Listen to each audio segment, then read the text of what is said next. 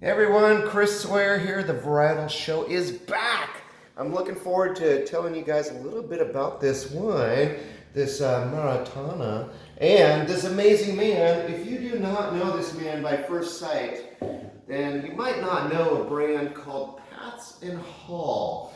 A little brand started in the 1980s. This is the great Sir Donald Patz. I call him the Sir because I am part British and I can do things like that. But Donald and I have been friends for a long time, and ever since I got involved in the industry back in the 90s, it's been an amazing time getting to talk to Donald and follow his ways. Patz and Hall made a big name for itself and bought it a lot of the restaurants I was a sommelier at. But one of the great things is that Donald has started brands that even branch out way beyond that. And this Maritana is one of them. And today we're here in the great town of Windsor, which is up here in right outside of Healdsburg and between Sebastopol, where we've got our restaurant is right out that way. So we're right here in Sonoma County. And Donald, thanks for having me. Yeah, it's a pleasure to see you again, be able to share these wines. Absolutely. So, how Patz and Hall became so well known, Chardonnay and Pinot Noir, you guys were the best of the best. I mean, you were a boutique winery, but you had a lot of fans. I mean, how did that all happen? I can't explain it. It was magic. We did magic. We sold part of our soul to the devil to be able now. Just kidding that. It's hard work. And it was one of those funny things where, 10 years into it, people were saying, oh my gosh, you guys are so brand new. It's so nice to meet a new winery. You're working away, and then suddenly, people suddenly discover you. So it was an exciting run, and we were thrilled to be able to work together. And then we had an offer that made a lot of sense to everybody that was involved, and sold our company to San Michel Wine Estates in 2016. Yep. And they were great to work with for about a year, kind of transferring knowledge over to the corporation and helping getting it fully transferred over, basically. Yeah. And at the end of that year, I was still under a non-compete, and I sat down with my boss at the time and said, hey, you don't have to pay me anymore to do this stuff for you because you really don't need me, but if you'd release me from my non-compete, I'd really appreciate it. And they agreed. In 2017, I hit the ground running May 1st and started really 2 projects that then morphed into 3 projects. Yeah. And Maritana was sort of an obvious one, wasn't it? Because Chardonnay and Pinot Noir from Patz and Hall. Maritana is Russian River, exclusively Russian River Chardonnay and Pinot Noir. Yeah. Well, I mean, one of the things that I think that I need to say about you to everyone or the brand Patz and Hall, it was going when Chardonnay was popular, but Pinot was just growing. I mean, it was small. I mean, we're sitting here, there's Dumal right there. Yeah. They weren't anything. I mean, these brands were nothing back then. Pinot was not hip, you guys, back in the 80s. It really, the geeks liked it, don't get me wrong. And people like Burgundy liked it, but it took people like you to really bring it out and to really go to sommeliers like myself and really kind of present it to them as something. We make this with Russian River grapes. We make this with these special vineyard designates. It was a big deal.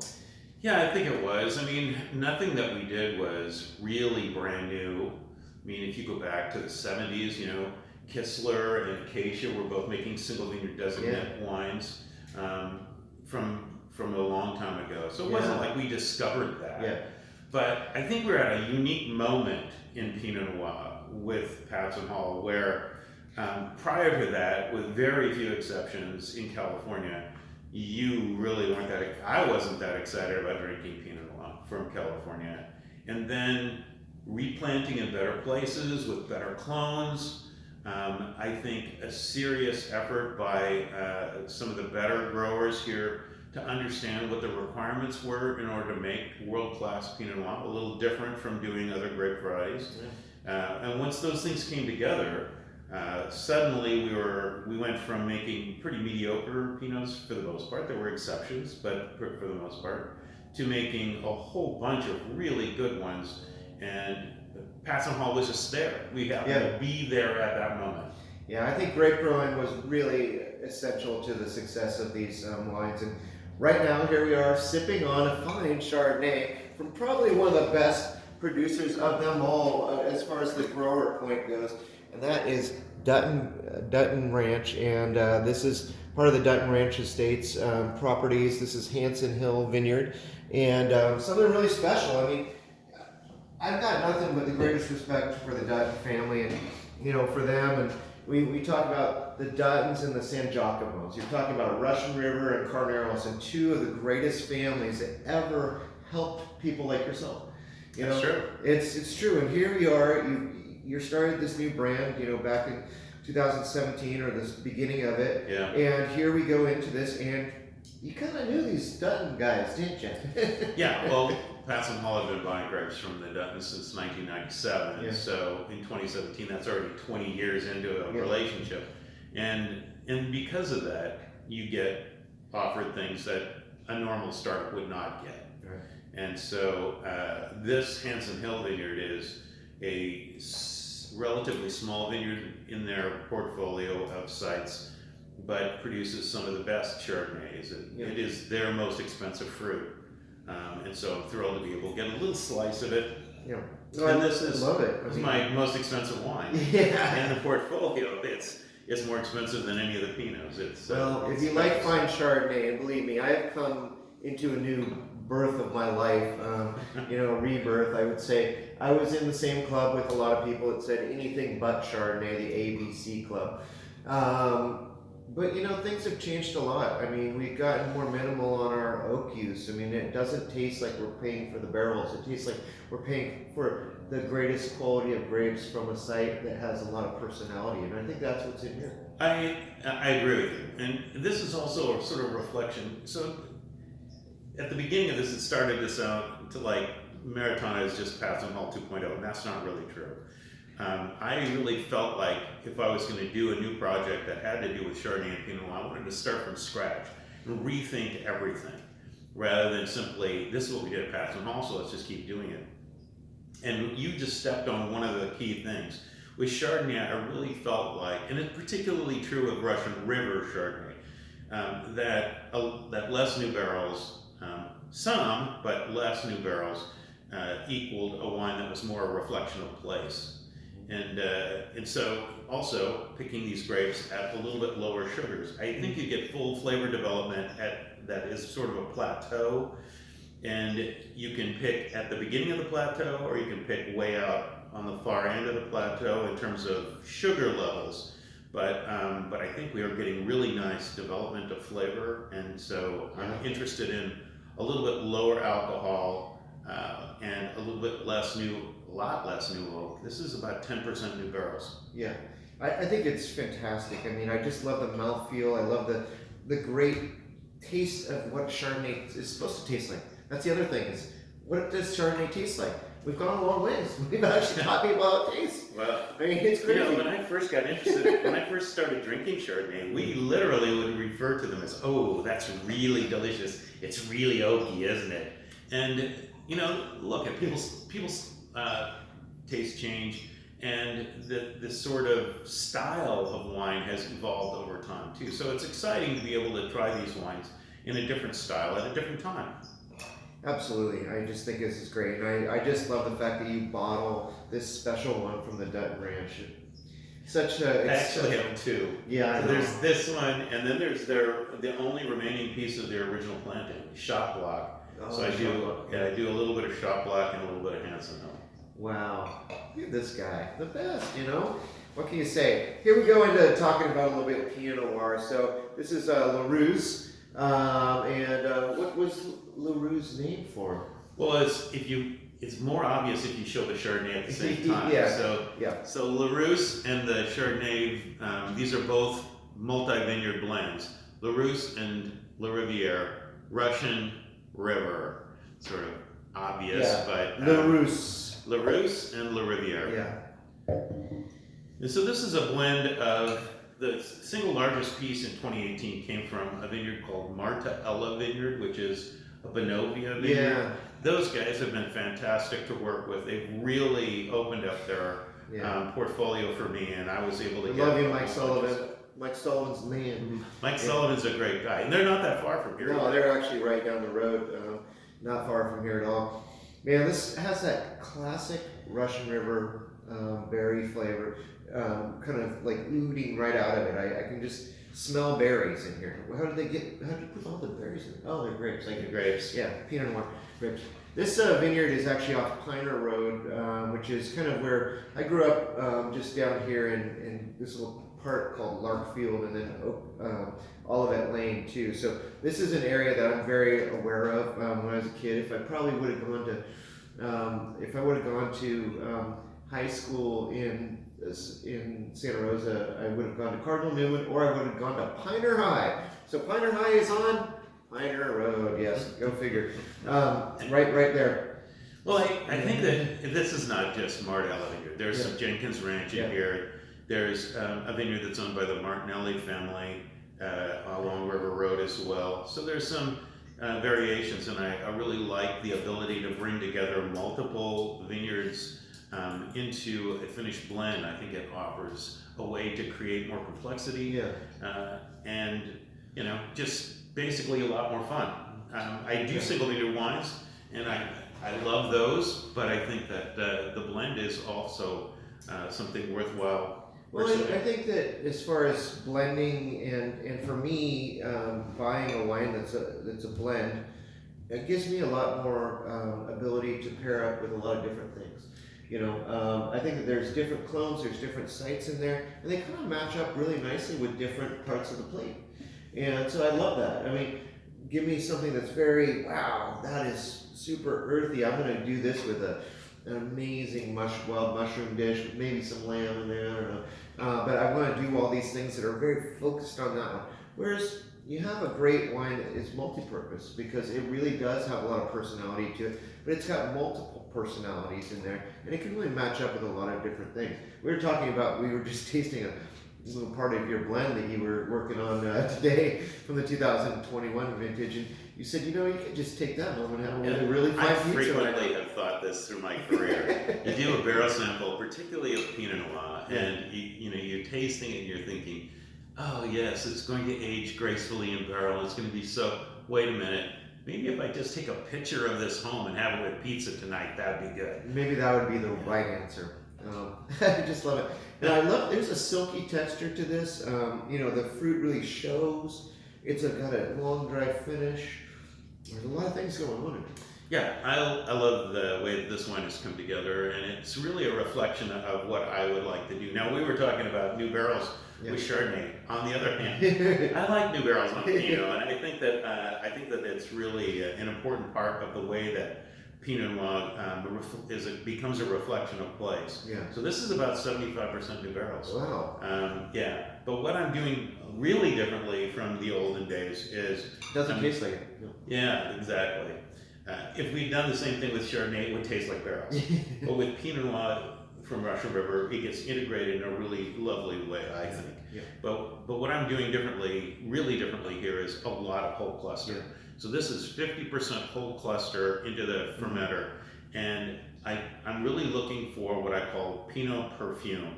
I'm sure I'm not the only one who's ever said that, but you've had it. Lofty. I know you have. It's lofty stuff, you guys.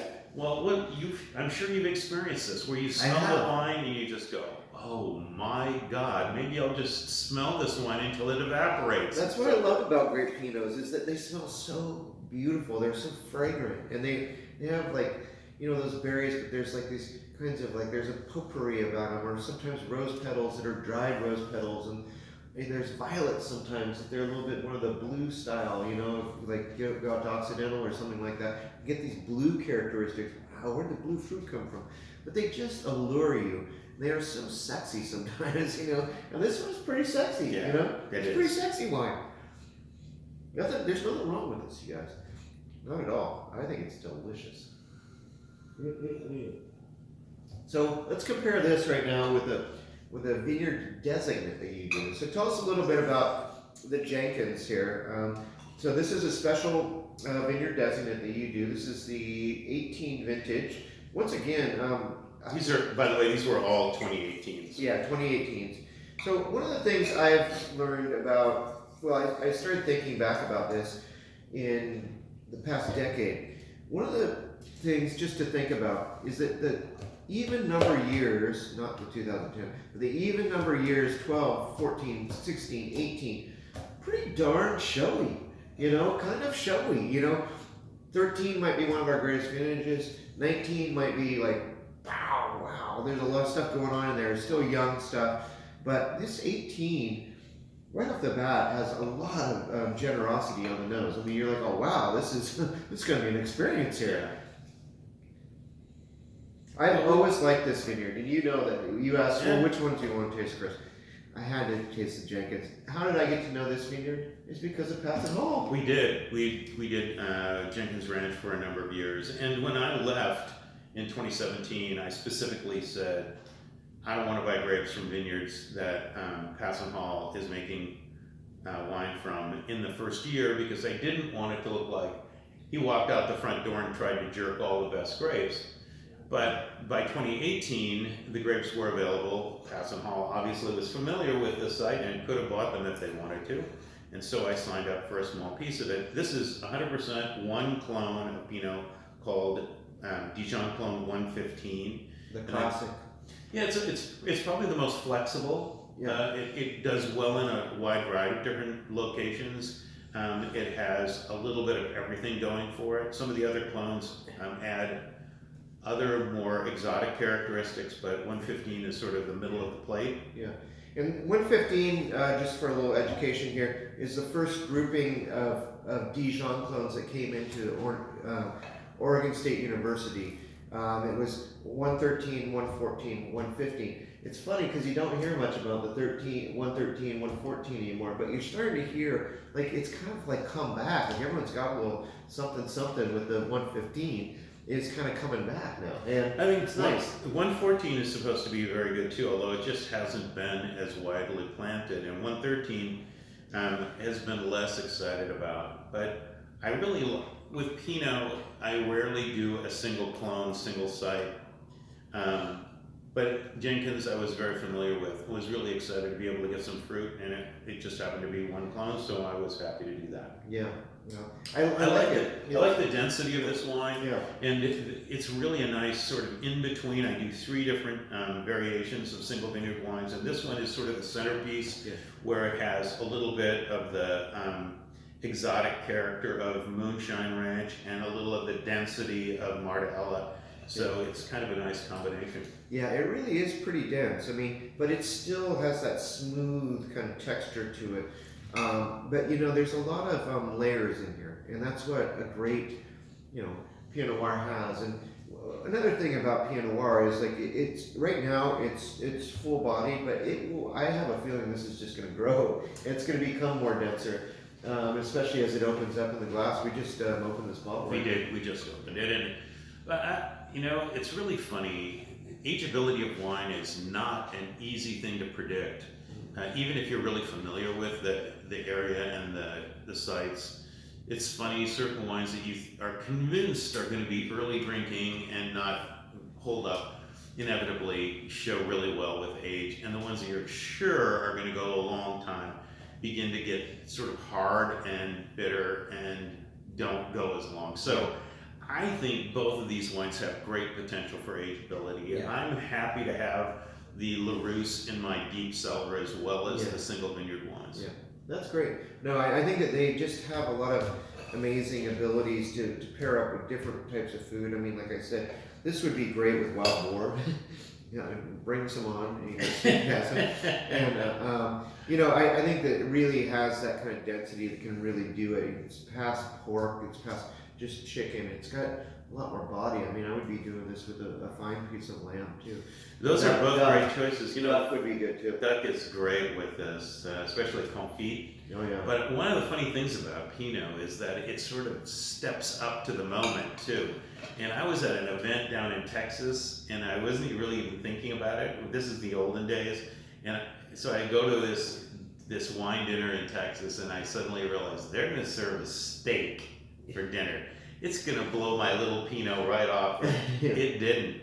The Pinot sort of found a way to be there, and I think it has to do with the acidity, and particularly these like steaks with enough fat in them to really be amazing. The acidity in Pinot Noir will help cleanse that palate. It does what tannin would do in Cabernet, but instead it's a different direction. I'm shocked at how flexible it is. In fact, isn't this, I mean, I've heard this so many times before. It's like Pinot Noir is the sommelier's best friend because it's flexible enough to go with lighter foods and can stand up to heavier, richer dishes as well. Yeah, no, I think the fattier foods really do benefit from this, especially the fine acidity. I mean, that's the thing is you gotta have liveliness in this glass to not only taste good, but also to age and to pair up with great foods. There's different ways of getting that too. I mean, in Europe, you would not be allowed to add acid to your wines during the process. In California, we are. One of the things I really came to conclude as I was thinking about restarting with Maritana was I wanted to pick these grapes at a place where they had all the components in place, and I wasn't going to have to add acid. I wasn't going to have to add water and drop the sugars down. I wasn't going to have to do a lot of the hands-on wine-making things. And I think that if you go that direction, it suddenly becomes more a reflection of place and less a reflection of how good the winemaker is. And so I figure with 30 years of experience, I'm probably okay at winemaking. He's probably okay. Probably okay. I think you're pretty darn good, my friend. Thank you. Yeah, well, once again, Maritana, this is a fantastic brand, and this is the great Don Patz right here, and this is the brand, Maritana. Hope you guys enjoyed this show, and I look forward to seeing you again soon. Thank you once again for sharing these great wines with No, it's a everyone. pleasure, Yeah, really. so Good cool. to see you, Chris. Good to see you too, brother. Cheers! Cheers!